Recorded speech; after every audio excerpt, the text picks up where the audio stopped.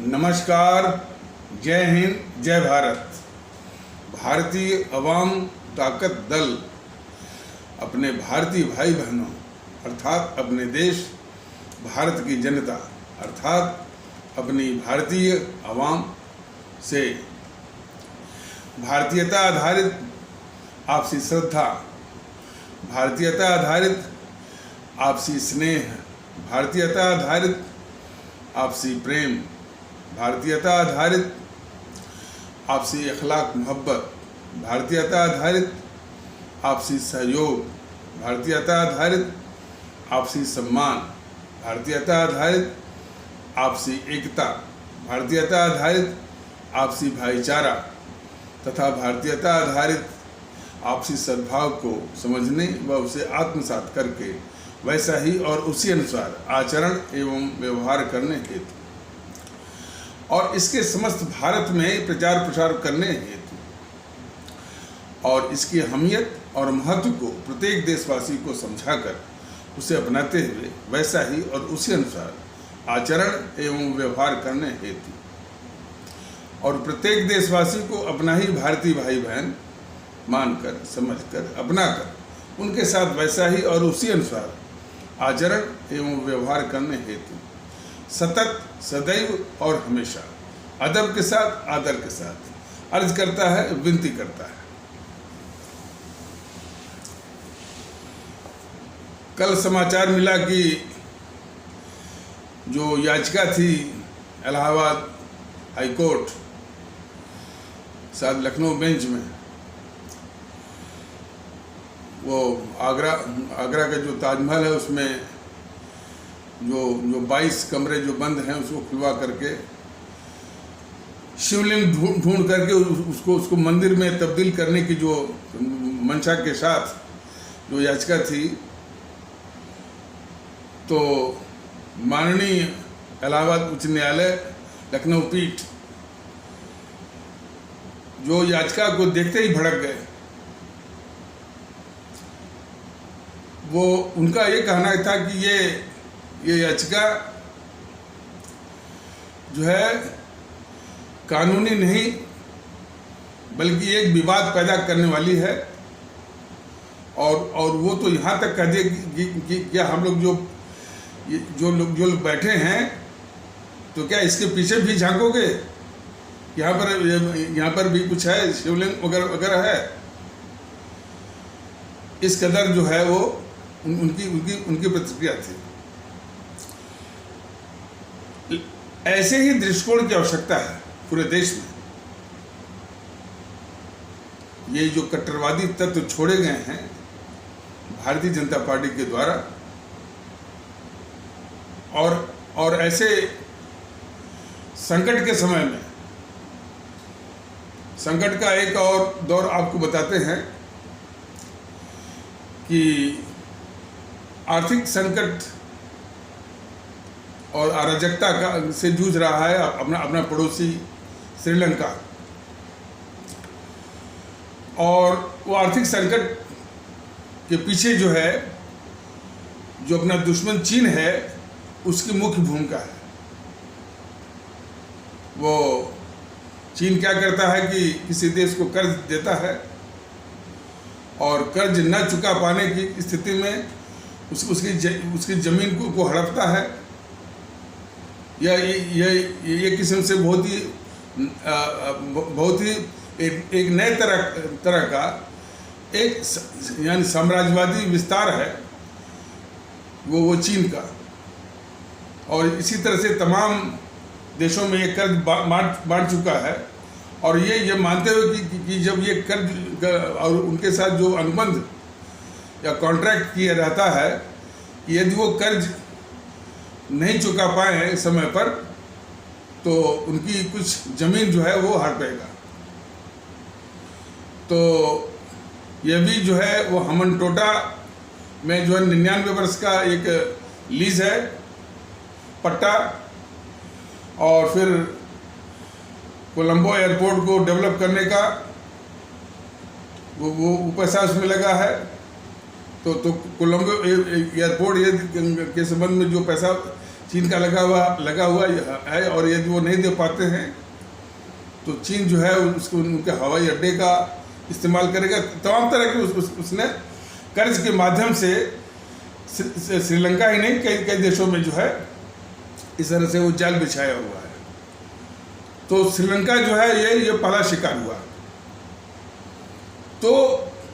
एक साम्राज्यवादी ताकत के रूप में ये चीन उभरा है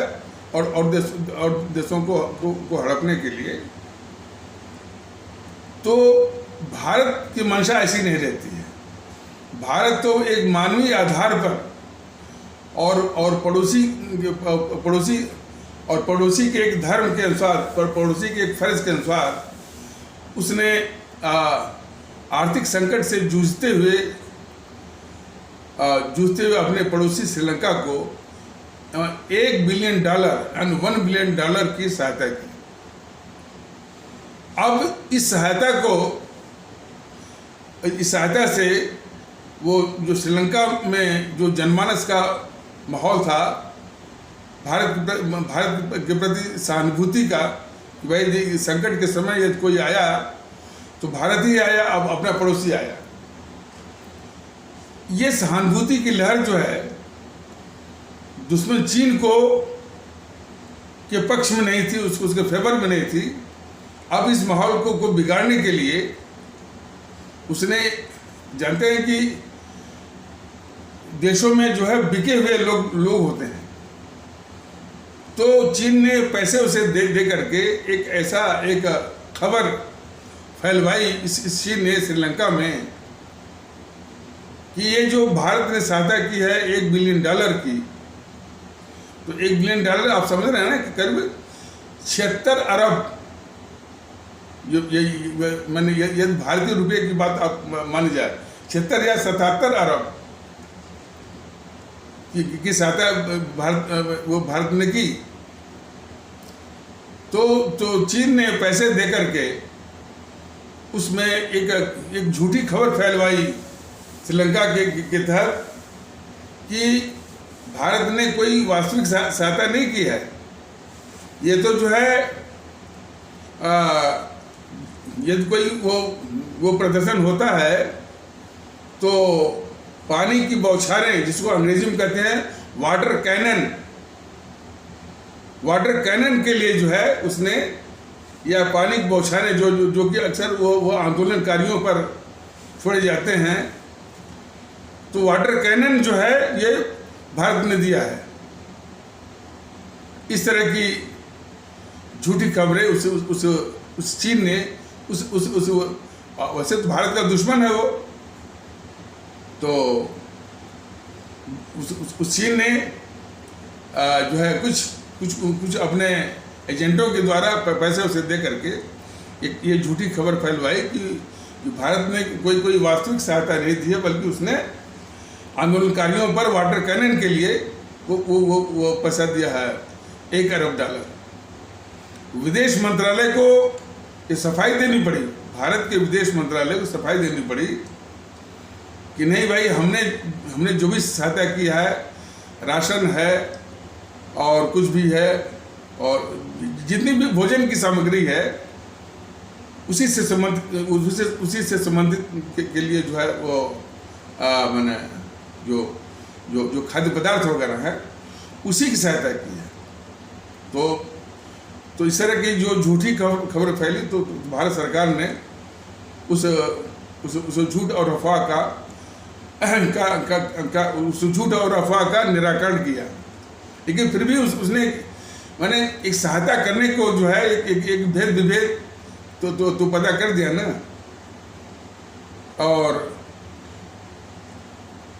और हमको एक आशंका है कि इसमें यानी जो वामपंथी है भारत के, उनका निश्चित रोल रहा है। करीब 8-9 साल पहले, हाँ यस, 8-9 साल पहले या 10 साल पहले ऐसे ही जो है एक संकट आया था, और देश को जानना चाहिए, ये बहुत ज़रूरी है जानना, कि अमेरिका दूसरे देशों पर जो धौंस जमाता है उसका एक मजबूत हथियार होता है मानवाधिकार हनन, ह्यूमन राइट्स वायलेशन। तो श्रीलंका सरकार द्वारा वहाँ के तमिलों पर अत्याचार को लेकर के, उन्हें अत्याचार का बहाना बना करके ह्यूमन राइट्स वायलेशन का एक मुद्दा बनाया और यह एक प्रस्ताव जो है संयुक्त राष्ट्र संघ की सुरक्षा परिषद में लाया और भारत से भी यह उम्मीद कर रहा था कि भारत भी उस अमेरिका के उस प्रस्ताव का श्रीलंका में तमिलों पर अत्याचार के लिए मानवाधिकार हनन के प्रस्ताव का, यानी ह्यूमन राइट्स वायलेशन के प्रस्ताव का भारत जो है अमेरिकी प्रस्ताव का समर्थन करे। चूंकि श्रीलंका जो है एक भरोसेमंद पड़ोसी है, पड़ोसी अभी भी है, वो उस समय भी था, तो एक भरोसेमंद पड़ोसी है और श्रीलंका का भरोसा है कि कुछ भी हो जाए भारत हमेशा श्रीलंका का साथ देगा और ये उसकी एक स्टेटेड, भारत की एक स्टेटेड पॉलिसी भी है, ऐसी बात नहीं है। तो अब ये स्थिति जो भारत के जो गद्दार कम्युनिस्ट हैं उनको नागवार गुजर रही थी कि यही तो मौका है कि श्रीलंका का जो भरोसा भारत के ऊपर कि किसी भी स्थिति में ये भारत जो है मानवाधिकार का जो अमेरिकी प्रस्ताव है,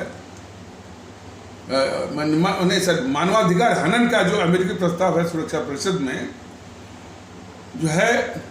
उसका जो समर्थन भारत करेगा, तो उस स्थिति में जो है ये श्रीलंका का जो भरोसा है भारत के ऊपर उसको तोड़ने का मौका नहीं मिलेगा। तो चीन ने भारत के कम्युनिस्टों को ये संदेश दिया, यही मौका है कि श्रीलंका के भरोसे को, श्रीलंका का जो भारत के ऊपर भरोसा है उसको तोड़ने का ये सबसे अच्छा मौका है और उस भरोसे को वह तोड़ने की एक साजिश करो, इस तरह का संदेश था चीन का भारत के कम्युनिस्टों को। तो भारत के जो कम्युनिस्ट हैं वो क्या किए कि जो है तमिलनाडु की जितनी भी पार्टियां, देखिए एलटीटी का समर्थन तमिलनाडु में अक्सर डीएमके वाले करते हैं, एआईएडीएमके वाले नहीं करते हैं। लेकिन जो श्रीलंका में तमिल की बात आती है तो इस तरह से चूंकि श्रीलंका में तमिल की बात, तमिलों पर अत्याचार की बात थी, तो कम्युनिस्टों ने वो तमिलनाडु के जितनी भी पार्टियां थी, डीएमके, एआईएडीएमके, एमडीएमके, पीएमके और भी पार्टियों को जो है इस मुद्दे को, श्रीलंका में तमिलों पर अत्याचार को मुद्दे लेकर खूब उसको हवा दिया, खूब इस मुद्दे को गरमाया और सभी पार्टियों ने मिलकर के डीएमके पर ये दबाव डाला। डीएमके जो है वो केंद्र की जो यूपीए सरकार थी उसकी एक बहुत महत्वपूर्ण सहयोगी पार्टी थी, भागीदार पार्टी थी, यानी जो कोलिशन गवर्नमेंट थी जिसमें कि डीएमके भी एक पार्टनर था। तो उस डीएमके पर ये कम्युनिस्टों ने सारी पार्टियों के द्वारा, तमिलनाडु की सारी पार्टियों के द्वारा ये दबाव डलवाया कि भारत जो है उस मानवाधिकार हनन का जो अमेरिकी प्रस्ताव है सुरक्षा परिषद में उसका समर्थन करे, उसका विरोध न करे। ये सभी लोग जानते होंगे और सर्वविदित है कि भारत के जो वामदल हैं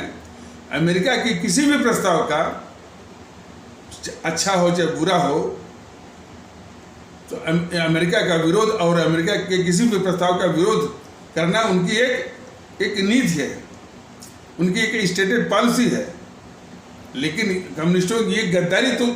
देखिए ना कि चूंकि भारत पर श्रीलंका के भरोसे को तोड़ना है चीन के संदेश और आदेश के आधार पर, तो वो ये जो है डीएमके पर जो है वो दबाव डाल रहे हैं। मैंने डीएमके के जरिए जो है यूपी सरकार पर दबाव इन सबों ने डलवाया, ये वाम दलों ने, कम्युनिस्टों ने, कि अमेरिकी मानवाधिकार हनन प्रस्ताव या ह्यूमन राइट्स वायलेशन जो अमेरिकी प्रस्ताव था सुरक्षा परिषद में, यदि उसका समर्थन करता है भारत, तो श्रीलंका का भरोसा जो परंपरागत रूप से भरोसा ये टूट जाएगा। वो भरोसा कि भाई किसी भी हालत में भारत जो है वो श्रीलंका के हितों की रक्षा करेगा। तो इस भरोसे को तोड़ने के लिए कम्युनिस्टों ने डीएमके के जरिए यूपीए सरकार पर दबाव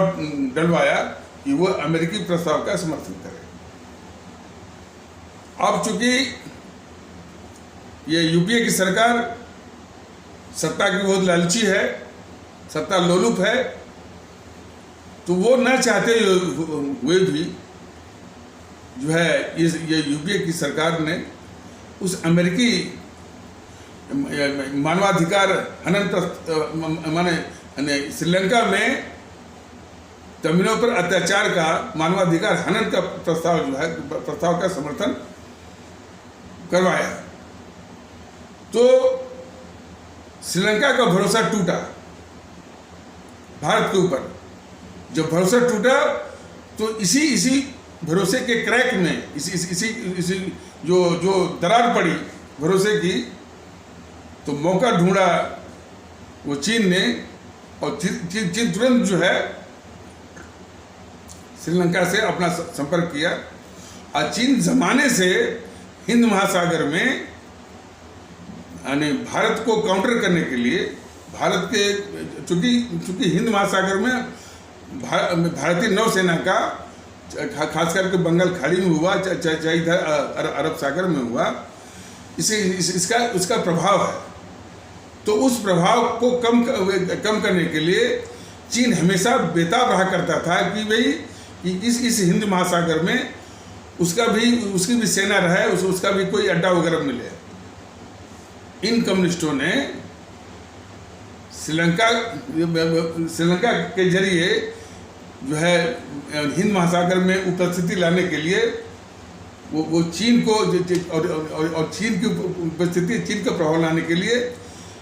ये गद्दारी देश के साथ किया। जो है जो तमिलनाडु की जितनी पार्टियों को संगठित किया और डीएमके के जरिए यूपीए सरकार पर अमेरिकी जो है तमिलनाडु में तमिलों पर अत्याचार का जो मानवाधिकार के प्रस्ताव का वो समर्थन करवा करके भारत और श्रीलंका के बीच में जो भरोसे का एक विश्वास था उसको तोड़ा करके चीन को मौका दिया हिंद महासागर में भारत के खिलाफ एक उपस्थिति का। ये थोड़ा सा कूटनीतिक मामला है, थोड़ा मैंने समझाने की कोशिश की है, लेकिन किस कदर गद्दार है कम्युनिस्ट वाले, शायद देश के लोग जानते नहीं होंगे। हमारे आदरणीय जो आम भारतीय भाई बहन हैं शायद उनको पता नहीं होगा, लेकिन ये घोर गद्दार शुरू से है। ये कम्युनिस्ट वाले जो है इस देश को हर हालत में कमजोर और टुकड़े टुकड़े रूप में देखना चाहते हैं। और ये कम्युनिस्ट वालों की उपस्थिति कहाँ पर है? जितने भी किसान यूनियन हैं, किसान के संघ हैं, जितने भी मजदूर संघ हैं, जितने भी जो है कर्मचारियों का, वो राज्य के कर्मचारी हों, केंद्र सरकार के कर्मचारी हों और केंद्र सरकार केंद्र के वो अर्ध सरकारी वो संस्थान हो, राज्यों के अर्ध सरकारी जो संस्थान हैं उनके कर्मचारी, निगमों के कर्मचारी, और यहाँ तक कि जो निजी उद्योग हैं, मान लीजिए टाटा है, बिरला है, और जो निजी उद्योग होते हैं उनके कर्मचारियों में इन कम्युनिस्टों की पैठ रहती है। अब इतने सालों से ये जेएनपीसी ने इन कम्युनिस्टों को पाल रखा था। उनके लिए एक जो है, एक नहीं दो जो है विश्व इतना मूर्धन्य लीडिंग शिक्षण संस्थान जेएनयू के रूप में जवाहरलाल नेहरू यूनिवर्सिटी दिल्ली का और यादवपुर यूनिवर्सिटी पश्चिम बंगाल का, वो इन जेएनपीसी वालों ने कम्युनिस्टों के लिए जो है वो बनवा रखा है, जहाँ पर जो है ये इन्हीं यानी भारत विरोधी कम्युनिस्टों का वो अड्डा है, दबदबा है वहाँ पर। तो इनकी पैठ बड़ी गहरी है। जेएनयू के जो प्रोडक्ट हैं और जो कम्युनिस्ट की मानसिकता के हैं, जो चीन परस्त जो है कम्युनिस्ट मानसिकता के हैं, तो उनसे जो सिविल सर्विसेज में जो निकलते हैं, आईएएस जो निकलते हैं, जो आईएएस बनकर सेकेंडरी बनते हैं, ब्यूरोक्रेसी जो अपना जो नौकरशाही है, उसमें भी एक कैंसर की तरह वो घुसे हुए हैं जेएनयू के प्रोडक्ट जो है। तो ये भारत में कम्युनिस्ट वाले जो है, जो जितने भी मार्मिक अंग हैं यानी भारतीय व्यवस्था के, उसमें एक कैंसर की तरह घुसे हुए हैं। द हिंदू पेपर के विषय में आपको बताया ही, द हिंदू पेपर है कम्युनिस्टों का। द हिंदू पेपर के विषय में कि ये बिल्कुल चीन के पक्ष में बड़ी सफाई से,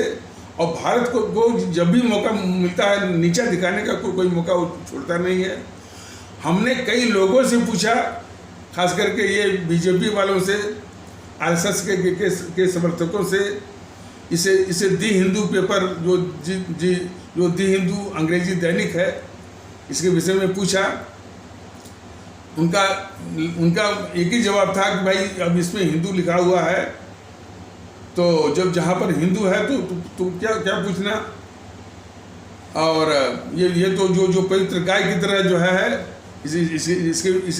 विषय में क्या बात करना, बिल्कुल पूजनीय है। और इसीलिए वो शातिर, उसने नाम भी रखा है दी हिंदू। तो लेकिन है वो इस भारत विरोधी, देश विरोधी, वो अंग्रेजी दैनिक भारत विरोधी और देश विरोधी है, बट बहुत खतरनाक और चीन परस्त, इस प्रकार से बहुत खतरनाक गद्दार है वो दी हिंदू पेपर। और जो लोग आईएएस की तैयारी करते हैं, जो लोग जितने भी सिविल सर्विसेज के जो महत्वाकांक्षी माने विद्यार्थी होते हैं, और यहाँ तक कि वो विद्यार्थी चाहे वो जामिया मिलिया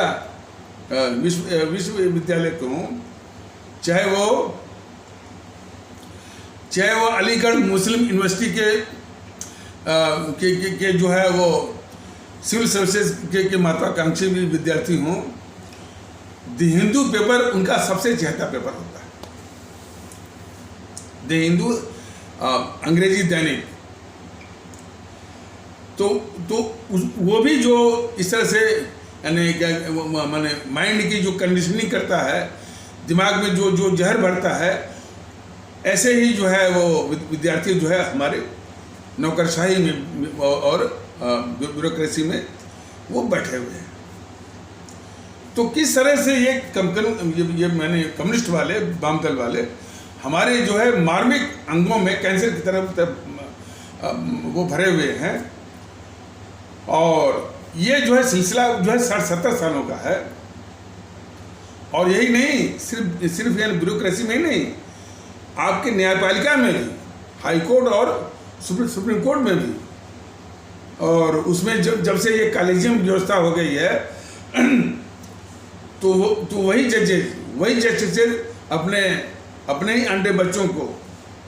जो कि कम्युनिस्ट माइंडेड हो या जीएनपीसी के गांधी नेहरू परिवार चंदा चौकड़ी के एजेंट हो, तो उन्हीं की भर्ती भी करवाते हैं कॉलेजियम वो सिस्टम से, और उसी कॉलेजियम सिस्टम से उन्हीं को आगे पहुंचवाते हैं सुप्रीम कोर्ट तक। तो ये बहुत बड़ी साजिश का है। यह हाई कोर्टों से, सुप्रीम कोर्ट से जो तकलीफ मिलती है इस देश को, उसमें बहुत बड़ा कारण यही है कि इस न्यायपालिका पर जो है जीएनपीसी के समर्थक और वाम दलों के जो है वो काफ़ी वो एजेंट उसमें भरे पड़े हैं। तो संस्था तो ठीक है, लेकिन जिस तरह के तत्व भरे हुए हैं उससे इस देश को बहुत तकलीफ है। ये है इस न्यायपालिका से जो कि मौके बेमौके आपको वो आपको देखने को मिलता है,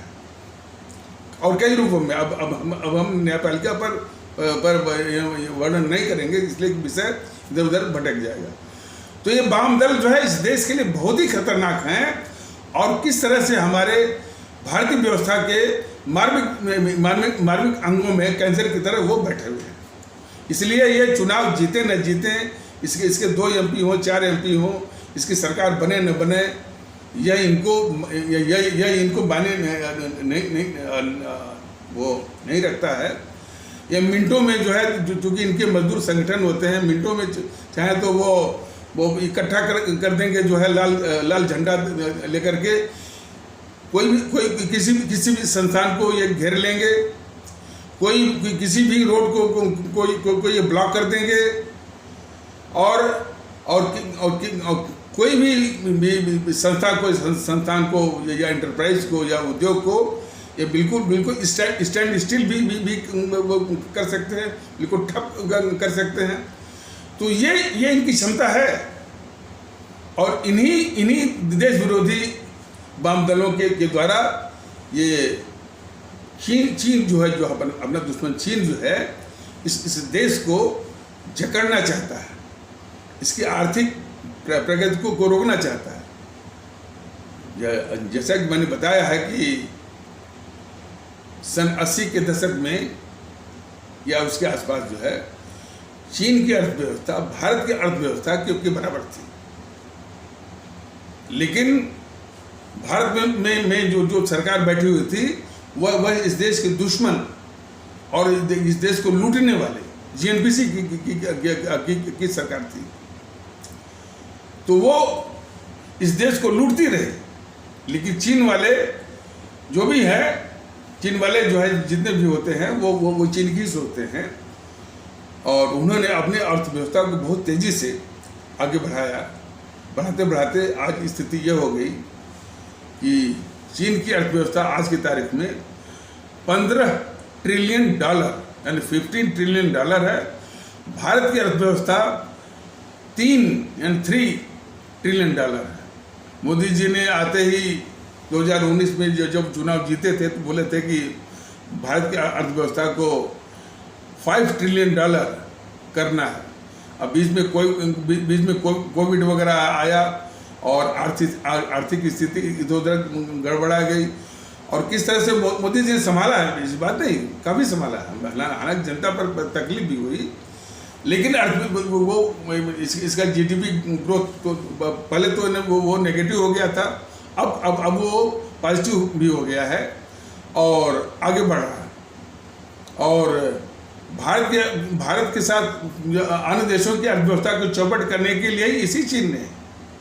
पूरे विश्व में, पूरे संसार में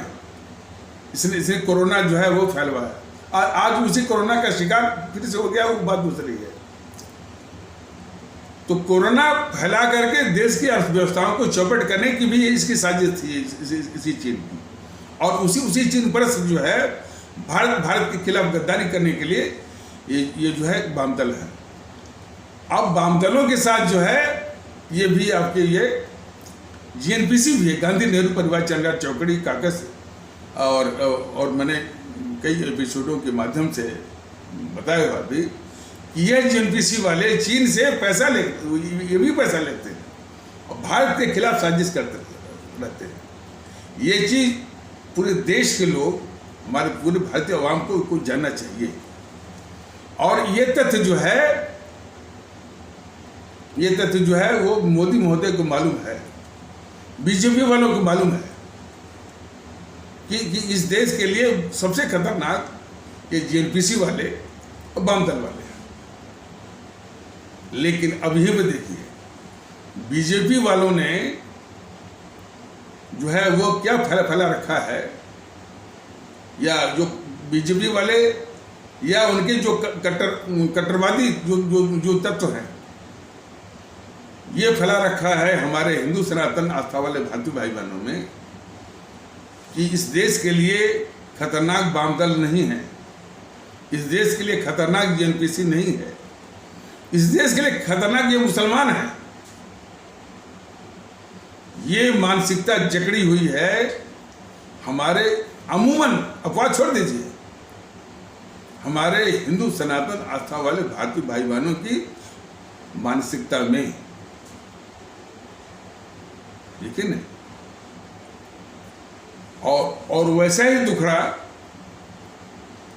जो हमारा जो दूसरा बहुसंख्यक समाज है, बहुसंख्यक जो तबका है, जो देखिए पहला बहुसंख्यक तबका कौन है, बीच में बात वो छूट गई थी, तो श्रीलंका के आर्थिक संकट के समय में भारत ने एक पड़ोसी का धर्म निभाते हुए, एक मानवता का धर्म निभाते हुए $1 बिलियन की सहायता किया। जो भारत के प्रति सहानुभूति माने वो उपज रही थी श्रीलंका के लोगों में, उसकी काट के लिए भारत के कम्युनिस्टों के द्वारा, और जो है और वहाँ पर जो उसके एजेंट है, चीन के एजेंट है श्रीलंका में, वो झूठी जो है वो खबर फैलाया कि ये सहायता कोई मानवीय नहीं थी, वो वाटर कैनन या पानी की जो बौछारें हैं उसके लिए पानी होने की वो, ताकि आंदोलनकारियों को दबाया जा सके, इस तरह की खबर वो झूठी फैलवाया। तो इस कदर ये देश के दुश्मन हैं ये वाम दल वाले। हमारे सभी भारतीय भाई बहनों को जानना चाहिए, खासकर कि केरल के भी भारतीय भाई बहनों को, जो केरल में उसके जो समर्थक बड़े हुए हैं, और भी जगहों में, बिहार में हैं, पंजाब में हैं, महाराष्ट्र में भी हैं एकाध, और पश्चिम बंगाल में भी हैं।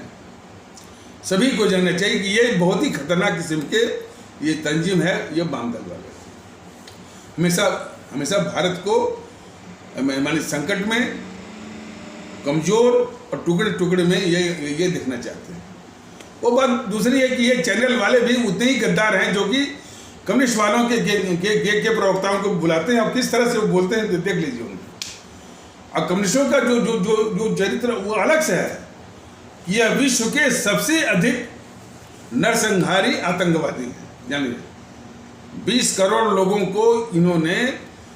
दुनिया के लोगों को की हत्या की है इन कम्युनिस्टों ने। 2 करोड़ की हत्या करके रूस में कब्जा किया है, 10 करोड़ लोगों की हत्या करके चीन में कब्जा किया है, और कंबोडिया में जो है 20 लाख लोगों को एक जो है पाटपोल करके एक शासक था, उसके जरिए 20 लाख लोगों की हत्या करवाया। भारत में भी जब इनका शासन था पश्चिम बंगाल में, 50,000 लोगों की वो राजनीतिक हत्याएं हैं, और राजनीतिक हत्या का दौर जो है केरल में भी चल रहा है। तो ये सब विश्व के सबसे खतरनाक किस्म के आतंकवादी हैं और नरसंहारी ये कम्युनिस्ट वाले। लेकिन ये दुखड़ा तो इस बात का है कि ये टीवी चैनल वाले इनके प्रवक्ताओं को बुलाते हैं, और टीवी चैनल वाले भी इस देश के शत्रु हैं, जिनको ये एहसास नहीं कि ये वाम दल वाले जो है वो कितने वो खतरनाक है। इतना ही नहीं, ये कम्युनिस्ट वाले जो है, जब ये यहाँ के जो कट्टरवादी हिंदू सनातन आस्था वाले भारतीय भाई बहनों के भारतीय भाई बहनों के तबके के कट्टरवादी तत्व जो है इन बातों से बेखबर, बस उनको शिवलिंग चाहिए और उनको मंदिर चाहिए। अब इसी का मौका ये ढूंढ रहे थे देश के दुश्मन जो वो ये आपके वाम दल या कम्युनिस्ट वर्ग। अब कम्युनिस्ट वाले जो है वो आदिवासियों को भड़का रहे हैं और यही बात जो है जेएनपीसी बोल रही है कि भाई यहाँ के असली बासिंदे तो हम हैं, आदिवासी हैं और लोग हैं। ये आर्य लोग बाहर से आकर के ये हमारी जमीनों पर कब्जा किए हुए हैं। तो ये हमारी जमीनों को खाली करें। तो अब इस तरह का वो एक भावना जो वो भड़का रहे थे बहुत पहले से, लेकिन जब से ये सब जो है मैंने कट्टरवादी जो है ये शुरू कर दिया कि मंदिर दिखाओ और शिवलिंग खोजो, फलाने खोजो, तब से यानी इनको मौका मिल गया। आज ये मौका हमसे ढूंढते हैं। ये कम्युनिस्ट वाले जेएनपीसी वाले मौका ढूंढते हैं। ये मौका देते हैं अपने मैंने हिंदू सनातन आस्था वाले भारतीय भाई बहनों तबके के कट्टरवादी तत्व जो कि इसमें ज्ञानवापी में इस तरह की यानी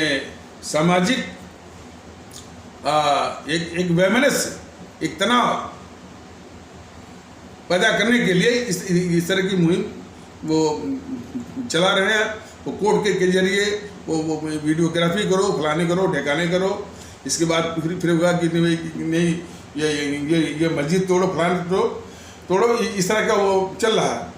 और भी जो माने भारत विरोधी जो सोच है, अब जैसे इसका वो असदुद्दीन ओवैसी का बहुत विस्फोटक किस्म का वो वक्तव्य है कि बाबरी मस्जिद के केस में हमने अपना हाथ ही नहीं बल्कि पूरा शरीर जला दिया है। अब हम कोई मस्जिद जो है वो खोने नहीं देंगे। तो इसी मतलब टकराहट, इसका मतलब कि टकराहट, फिर तनाव, फिर नफरत। तो किस प्रकार ये इसका जो आयाम फैलने वाला है, किस प्रकार पूरे देश में एक अशांति और नफरत का माहौल को ये हवा दे रहे हैं, उसको ट्रिगर कर रहे हैं हिंदू सनातन आस्था वाले भारतीय भाई बहनों के तबके के कट्टरवादी तत्व। कल मैं वो जो है ये आज तक की एक श्वेता सिंह करके है पत्रकार, वो जितने भी जो है इंटरव्यू लेने वाले हाँ मंदिर था, शिवलिंग था, एक भी नहीं कह रहा है कि इससे जो है एक ऐसा माहौल पैदा होगा जिसमें कि सभी देश विरोधी ताकतों को, और जिस बात को भारतीय वाम दल कर रहा है कि भाई ये वाम दल जेएनपीसी वाले वो सत्ता से भले हट गए हैं, जेएनपीसी काफ़ी चुनाव हार गए, इससे सही है, काफ़ी चुनाव जो है ये वाम दल वाले भी हार गए हैं, पश्चिम बंगाल के चुनाव में 0 हो गए, ठीक है, लेकिन उनकी जड़ें हैं, इस देश को बिल्कुल ठप करने की क्षमता है उनमें। इस देश को मैंने हिंसा के, अराजकता के, अस्थिरता के आग में झोंकने की क्षमता है उनकी। वो मौका ढूंढते हैं और वो मौका ये कट्टरवादी तत्व बीजेपी के और आरएसएस के और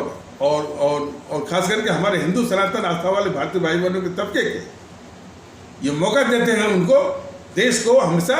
अस्थिरता में ढूंढने किसी न किसी बहाने। भारतीय जनता दल इन बीजेपी वालों से पूछना चाहता है, इन आरएसएस वालों से पूछना चाहता है, और खास करके उन कट्टरवादी तत्वों को चेतावनी देना चाहता है कि एक मंदिर के बहाने इस देश को, अब इस देश पर मैंने सिर्फ चीन की ही नहीं विश्व की और भी वो नजरें गड़ी हुई कि किस तरह से भारत को कमजोर किया जाए। ऐसा ना हो कि भारत जो है वो अमेरिका का कंपटीटर बन जाए, और भी तो अमेरिका भी इसी ख्याल का रहता है कि अमेरिका और पश्चिमी देश कि भारत जो है कमजोर रहे। चीन तो और और इसमें चीन की मंशा तो सबसे आगे है। भारतीय वाम ताकत दल कब से ये बता रहा है। देश को जरूरत है कि जितनी कट्टरवादी तत्व हैं और उनकी प्रवृत्तियों को कुचला जाए। बगैर इनको कुचले देश में शांति नहीं आ सकती। इसलिए भारतीय वाम ताकत दल जो बराबर इस बात को याद दिलाता है अपनी आवाम को, अभी फिलहाल इस YouTube के माध्यम से, कि मोदी जी कहते हैं कि हमारी अर्थव्यवस्था जो $3 ट्रिलियन की उसको $5 ट्रिलियन कर रहा है। 5 भी कर देंगे तब भी, जब कर देंगे तब भी वो 1/3 ही रहेगी चीन की अर्थव्यवस्था से। और चीन की बराबर अर्थव्यवस्था करना जब तक आप करेंगे तब तक वो और आगे बढ़ जाएगा। तो और आपका सबसे खतरनाक शत्रु है वो चीन जो है। तो चीन की अर्थव्यवस्था तक पहुंचने के लिए भारत को कम से कम 25 से 30 या 35 साल तक बिल्कुल लगातार इसको शांति चाहिए जो है, और स्थिरता चाहिए। और इस शांति स्थिरता के साथ साथ हमारे देश का एक बहुत बड़ा तबका है, उसको भी शांति ही चाहिए, उसको सुकून चाहिए और उसको सम्मान चाहिए। यह बात मोदी जी जो है, जो बराबर विकास की बात करते हैं, क्या इतनी सी भी उनको समझ नहीं है कि $3 ट्रिलियन की जो है भारत की अर्थव्यवस्था को यदि $5 ट्रिलियन की अर्थव्यवस्था में लाना है तो इस देश में शांति चाहिए, स्थिरता चाहिए। और आपके मोदी महोदय के जो कट्टरवादी तत्व हैं बराबर देश विरोधी ताकतों को मौका दे रहे हैं देश को अस्थिरता में झोंकने का। तो इस तरह से जो दगाबाजी है मोदी और वो बीजेपी वालों, बाकी तो क्या गद्दारी है इनकी, मोदी जी की, बीजेपी वालों की, कि देश के गद्दारों को,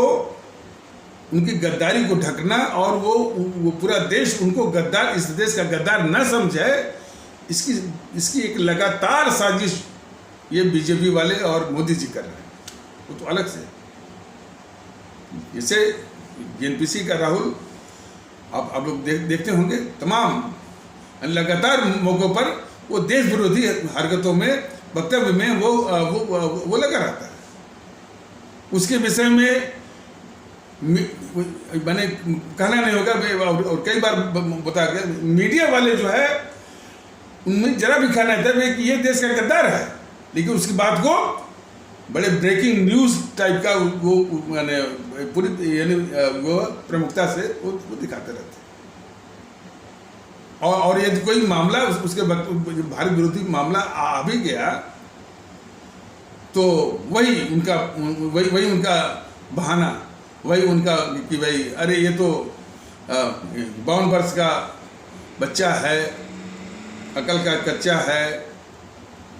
बेसहुर है, इसको तमीज़ नहीं है और हर बात का विरोध करता रहता है। लेकिन इस मुल्क के लिए कितना वो खतरनाक है इस पर कभी नहीं बोलते।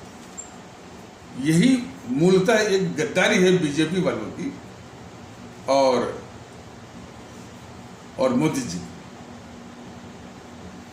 उसके जो प्रवक्ता हैं, JNPC के प्रवक्ता, जब भी टीवी चैनल पर आप लोग देखते होंगे,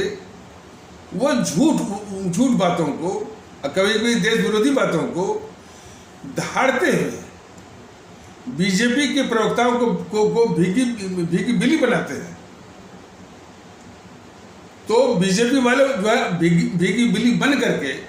मैंने यह संदेश देने का या यह इंप्रेशन देने की कोशिश करते हैं कि जो ये JNPC का जो प्रवक्ता है वो सही कर रहा है और देश उसकी बातों पर विश्वास करे, बीजेपी की बातों पर विश्वास न करे। तो एक तो यानी देश विरोधी इनकी जो सोच ये वाली है, जेएनपीसी के पापों को ढकना। जेएनपीसी ही नहीं, और भी जो भारत विरोधी जो ताकत है, ये आपकी ये वाम दल और टीएमसी को, एक तो इनका ये अपराध ये है। और ये सारे मैंने देश के साथ, भारत विरोधी सोच के साथ, और जो जितनी गतिविधि इनकी है बीजेपी वालों की, इसको ढकने के लिए उन्होंने एक और माहौल चलाया हुआ है कि देश की समस्याओं के लिए हमारे इस्लाम आस्था वाले भारतीय भाई बहन जिम्मेदार हैं। इस तरह का उनकी मानसिकता जो है वो डाली हुई है, खास करके किसमें, हिंदू सनातन आस्था वाले भारतीय भाई बहन। इसीलिए उसका नमूना जरा देखिए कि आदेश गुप्ता है बीजेपी का अध्यक्ष यहाँ दिल्ली का, वो चिट्ठी लिख रहा है कि औरंगजेब रोड का नाम बदल करके यानी औरंगजेब रोड का नाम बदल करके यानी महाराणा प्रताप रोड, और भी नहीं अकबर रोड का, औरंगजेब रोड का भी नाम बदल करके कुछ और भी बताया होता है। तो इनको इनके दिमाग में एक माने इस्लाम आस्था विरोधी नहीं, वो इस्लाम आस्था वाले जो भारतीय भाई बहन है वो विरोधी एक मानसिकता काम करती है। इनको जितने भी गद्दार हैं, जवाहरलाल नेहरू, इंदिरा, राजीव, ये इनको देश के जिनके नाम पर तमाम संस्थाएं बनी है, उधर इन बीजेपी वालों की नज़र नहीं जाती है। जहाँ भी ये मुस्लिम शब्द लिखा रहता है वहीं पर इनकी नज़र जाती है। सवाल इस बात का है कि ये बीजेपी वाले हमारे इस्लाम आस्था वाले भारतीय भाई बहनों के तबके के साथ इतनी घिनौनी मानसिकता रख करके ये क्या न्याय करेंगे ये। और भारतीय भाई और हमारे आदरणीय भारतीय भाई बहनों, दुखड़ा सिर्फ बीजेपी की इस गद्दारी तक ही नहीं है। इसी प्रकार जो है, ये जो है खास करके ये जेएनपीसी वाले, गांधी नेहरू परिवार, चंद्रा चौकड़ी काकस वाले और वाम दल वाले और टीएमसी इत्यादि वाले जो है, और जो भारत विरोधी जो तबका है, भारत विरोधी कट्टरवादी असामाजिक हिंसक और उपद्रवित एक हिस्सा है हमारे इस्लाम आस्था वाले भारतीय भाई बहनों के तबके के। मैं फिर से बोल देता हूँ, हमारे इस्लाम आस्था वाले भारतीय भाई बहनों के तबके का एक हिस्सा है भारत विरोधी कट्टरवादी असामाजिक तत्वों का, जिनके साथ ये जेएनपीसी वाले, गांधी नेहरू परिवार, चंद्रा चौकड़ी काकस वाले, वाम दल वाले, टीएमसी वाले तमाम वो उसी के साथ खड़े भी होते हैं और ये उनको पालते भी हैं, ये उनको ताकत भी देते हैं, हर तरह से समर्थन भी करते हैं। और उनका ये वो हिंसा, इस देश में हिंसा फैलवाना हो, उपद्रव करना हो, आगजनी करवाना हो, ऐसे और देश को अस्थिरता में झोंकना हो, उन्हीं का इस्तेमाल करते हैं। तो उन कट्टरवादी जो भारत विरोधी जो हिस्सा है अपने इस्लाम आस्था वाले भारतीय भाई बहनों का, वो उसने पूरे हमारे इस्लाम आस्था वाले भारतीय भाई बहनों में ये मानसिकता भरी हुई है कि इस देश के लिए और इस देश के लिए ये वाम दल खतरनाक नहीं है, ये जेएनपीसी, गांधी नेहरू परिवार, चंद्रा चौकड़ी खतरनाक नहीं है, टीएमसी खतरनाक नहीं है। देश की सारी समस्याओं की जड़ जो है बीजेपी और आरएसएस है। जरा इसको बहुत गौर से आप समझिए। ये हमारे इस्लाम आस्था वाले भारतीय भाई बहनों के तबके का एक हिस्सा है और वो हिस्सा बड़ा छोटा है, कुछ भी हो सकता है। वो जो है और उसी हिस्से को कोई हवा देते हैं, समर्थन देते हैं ये जेएनपीसी वाले और वाम दल वाले, टीएमसी आज जैसे देश विरोधी ताकत है। तो उसने वो जो भारत विरोधी जो हिस्सा है हमारे इस्लाम आस्था वाले भारतीय भाई बहनों का, पूरे इस्लाम आस्था वाले भारतीय भाई बहनों की मानसिकता को इस प्रकार जकड़ा हुआ है और पूरा फैला हुआ है कि देश की सारी समस्याओं के लिए जो है सिर्फ आरएसएस बीजेपी जिम्मेदार है। वो वाम दलों को इतने खतरनाक, भारत विरोधी वाम दलों को इतने खतरनाक जो है जेएनपीसी वालों को या टीएमसी वालों को देश का दुश्मन नहीं मानते। देश की सारी समस्याओं की जड़ जो है यही दो मानसिकता है। हिंदू सनातन आस्था में जो उसके कट्टरवादी हिस्सा है, तत्व है, वो फैला रहता है कि देश की समस्याओं के लिए सिर्फ मुसलमान वो जिम्मेदार हैं। और इसीलिए उसमें होता क्या है कि जब भी उनसे बात करिए तो 2-4 वाक्य बोलने के बाद फिर वो इसी बात आ जाएंगे, वो एंटी मुस्लिम, वो बोले, वो बड़बड़ वो बोलने लगते हैं। इसी प्रकार जो इस्लाम आस्था वाले भारतीय भाई बहनों में जो बहुत वैसे तो मैंने कुछ तो उग्र होकर के वो भाषण करते हैं या बोलते हैं या वक्तव्य देते हैं या इस तरह की जो है परिचर्चाओं में वो बोलते रहते हैं। कुछ जो है जो सभ्यता दिखाते हैं तो वो भी 2-4 वाक्य बोलने के बाद फिर वो शुरू हो जाएंगे आरएसएस और बीजेपी के खिलाफ। और कभी भी एक शब्द भी वह खतरनाक जेएनपीसी, खतरनाक वाम दलों या खतरनाक टीएमसी के शब्द में एक शब्द नहीं बोलता। अब सवाल है देश, मैंने पूरे देश के जो दुखड़ा है उसको समराइज करिए, उसको मैंने यदि सारांश में लीजिए तो जो एक सामान्य मानसिकता जो है हिंदू सनातन में है कि देश की समस्याओं के लिए हमारा इस्लाम आस्था वाला भारतीय भाई बहन जिम्मेदार है। और इस्लाम आस्था वाला भारतीय भाई बहनों का जो मानसिकता कहती है कि देश के लिए आरएसएस और बीजेपी वो जिम्मेदार है हर समस्या के लिए। तो ये दोनों मानसिकता को एक साथ मिलाइए तो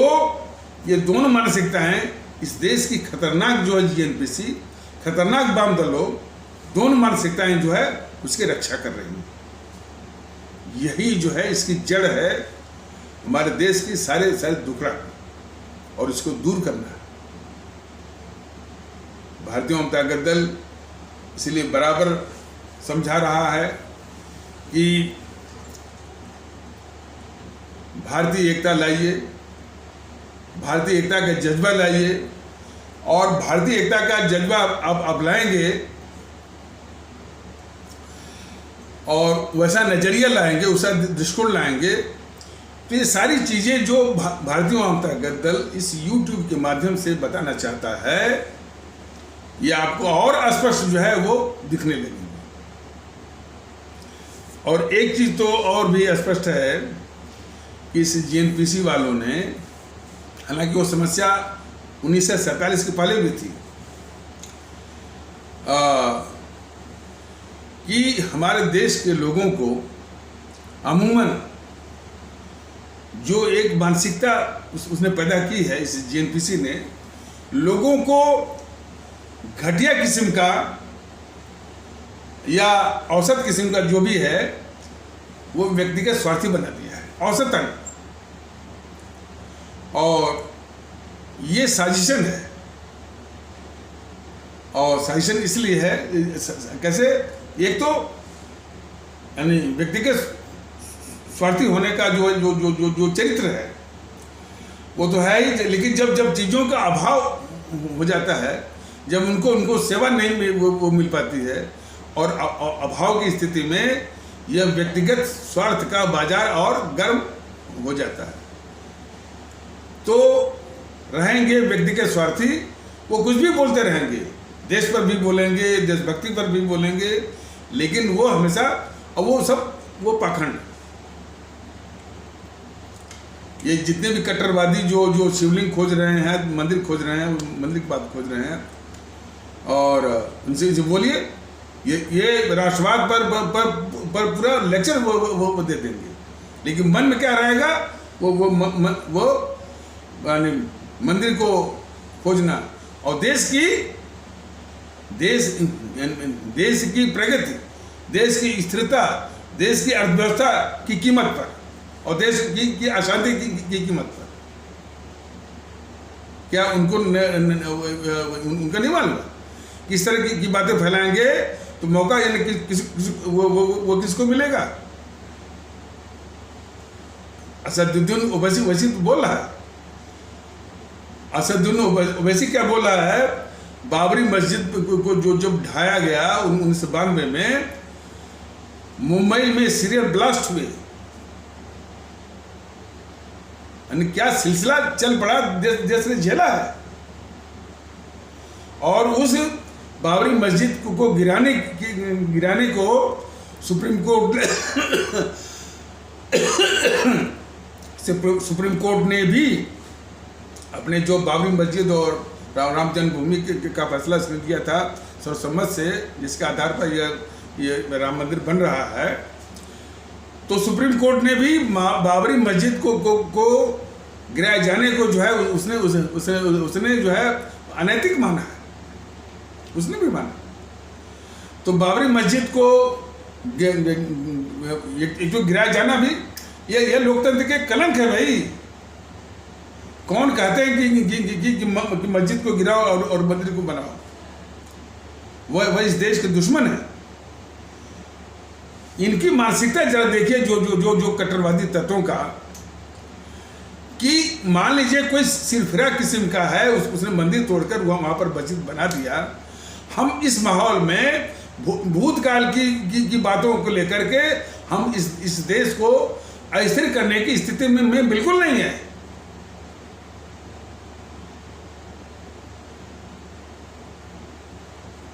भारतीय वामता दल बिल्कुल जो है वो इस विचार का है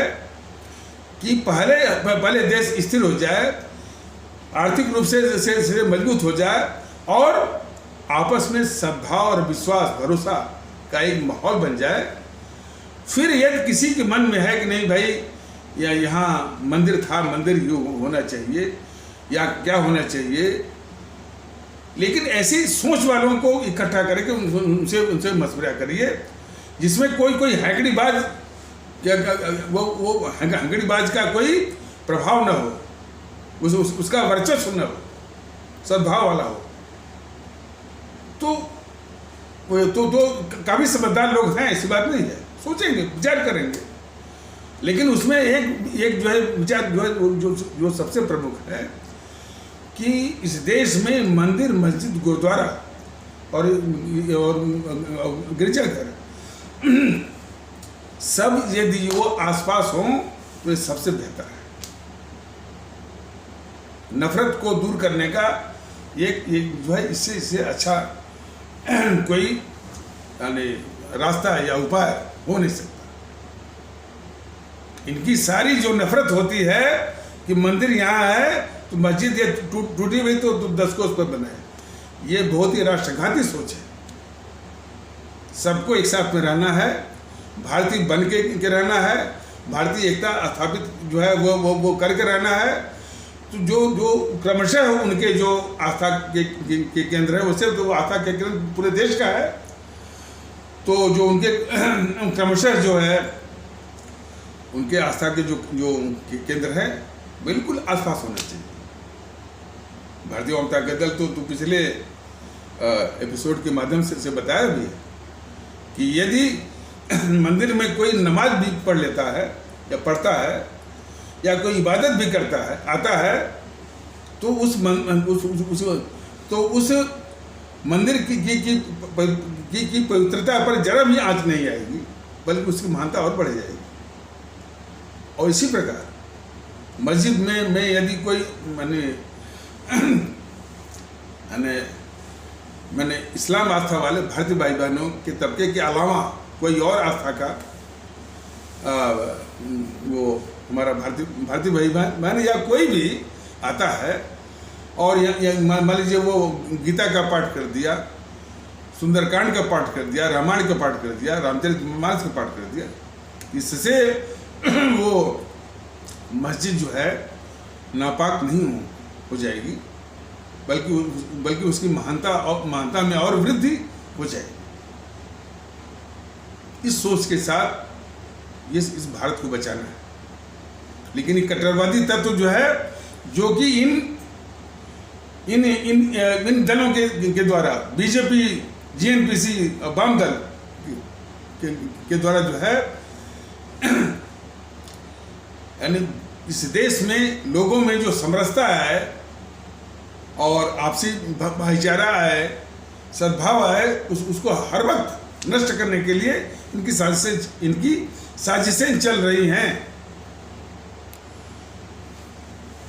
तो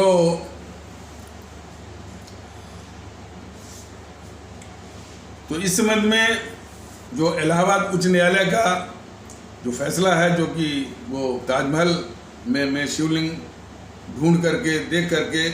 देश में एक नफरत का फैलाने की एक साजिश जो कुछ कट्टरवादी तत्व जो कर रहे थे, उस पर कुठाराघात करके बहुत अच्छा बहुत अच्छी एक मिसाल दिया है उसने। और वो जो न्यायमूर्ति महोदय थे बहुत भड़क गए और उन्होंने उसका लब्बे लुबाब जो है उसकी व्याख्या भी कर दी कि यह न्यायिक मामला नहीं है, यह विवाद को जन्म देने वाला मामला है, ये पूरा तमाचा है। तमाचा है उन कट्टरवादी तत्वों के खिलाफ, और जो बीजेपी में भी जो इस सोच के बैठे हैं, उनके भी मुंह पर या गाल पर वो तमाचा है। और इस सोच के और भी जो लोग हैं, उनके भी मुंह पर तमाचा है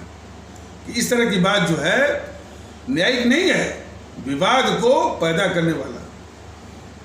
वो जो न्यायमूर्ति महोदय थे वो तो यहाँ तक वो भड़क गए कि क्या जो हम लोग ये बैठे हैं इसे कक्ष में, चैम्बर में, इसमें भी झांकोगे कि यहाँ पर जो है वो शिवलिंग है। तो वो सही वो जो हमारे माननीय न्यायमूर्ति थे, उन्होंने सही इस तरह की मानसिकता पर एक प्रहार किया है, आघात किया, जो कि आवश्यक है।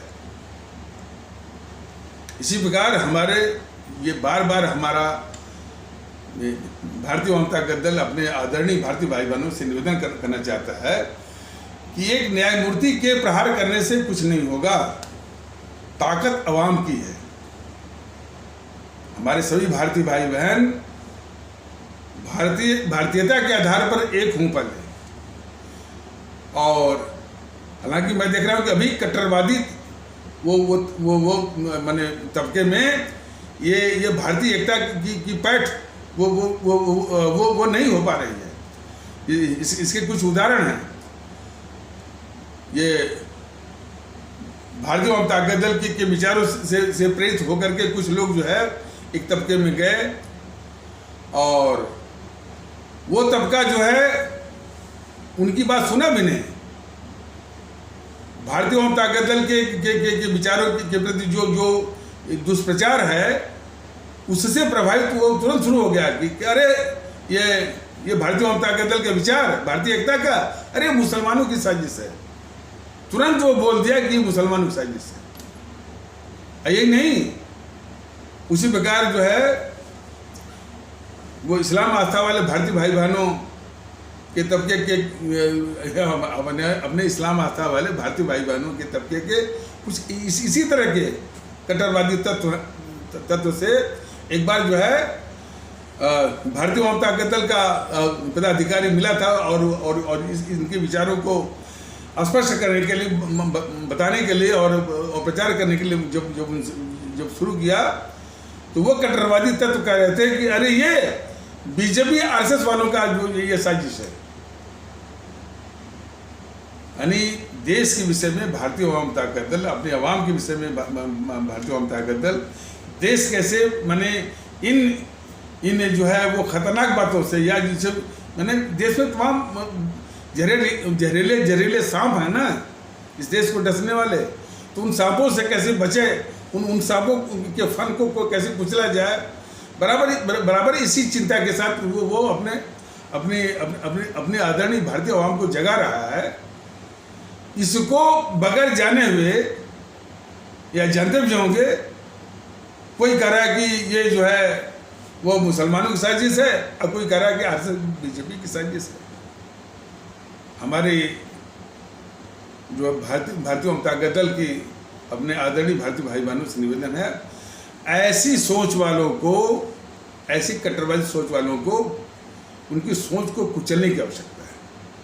तो मान लीजिए आप कुचलने की स्थिति में भले न हो, उनको पहचान लीजिए,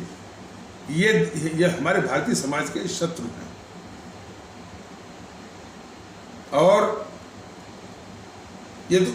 तो अपने स्थान पे, और कुछ जो है ऐसे तत्व और भी हैं जो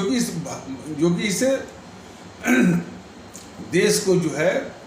माने नफरत, देश में जो है नफरत फैलाने का, तनाव बढ़ाने का, भेद विभेद पैदा करने का, या कुल मिलाकर के हिंसा और अस्थिरता फैलाने का जो माने ये जो मंशा और साजिश है, उसको कुछ तत्व जो है बराबर हवा दे रहे हैं, और उसको ये ऐसा माहौल जो है वो पैदा कर रहे हैं। उसमें कुछ नाम जो है, कुछ नामों के विषय में भारतीय जनता के दल ने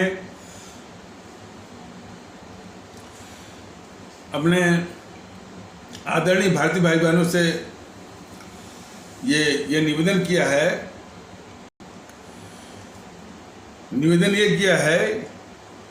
कि ये कट्टरवादी तत्व जो कि इन भारत विरोधी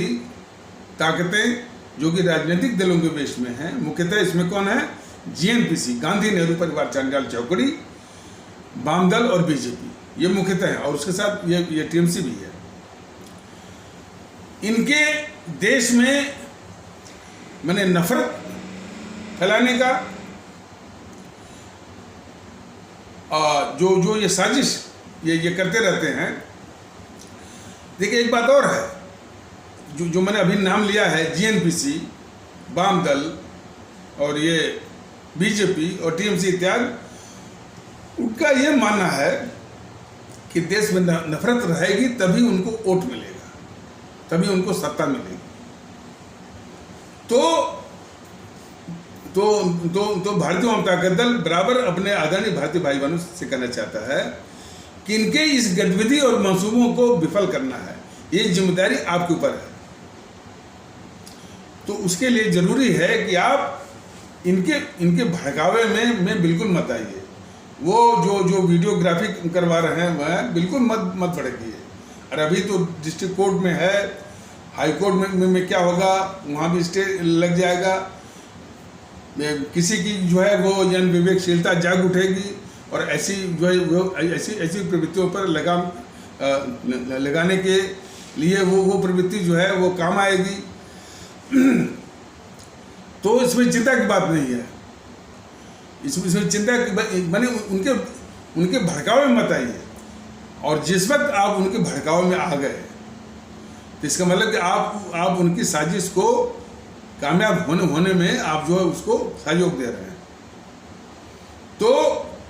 उनकी इस साजिश को नाकाम करना है, तो नाकाम तभी होगा जबकि आप इनके भड़काव में, जैसे मान लीजिए कि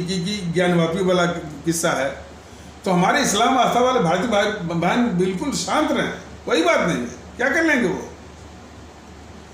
और इसके साथ साथ जो है वो तो बिल्कुल शांत रहें, भड़के न। और कुछ कट्टरवादी तत्व हो सकता है कि भड़काएं भी। देखिए इस स्थिति को भड़काने के लिए दोनों ओर से एक जो है वो जो है न्यायालय पहुंच जाता है और जो है उसकी वीडियोग्राफी की बात कराता है और ये सिद्ध करने की कि यहाँ पर मंदिर था तो हम होते हैं, ऐसे तत्व हैं। दूसरे जो है ये जो है वो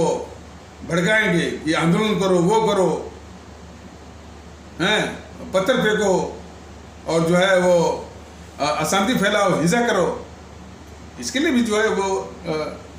भड़काते होंगे। तो कट्टरवादी तत्वों के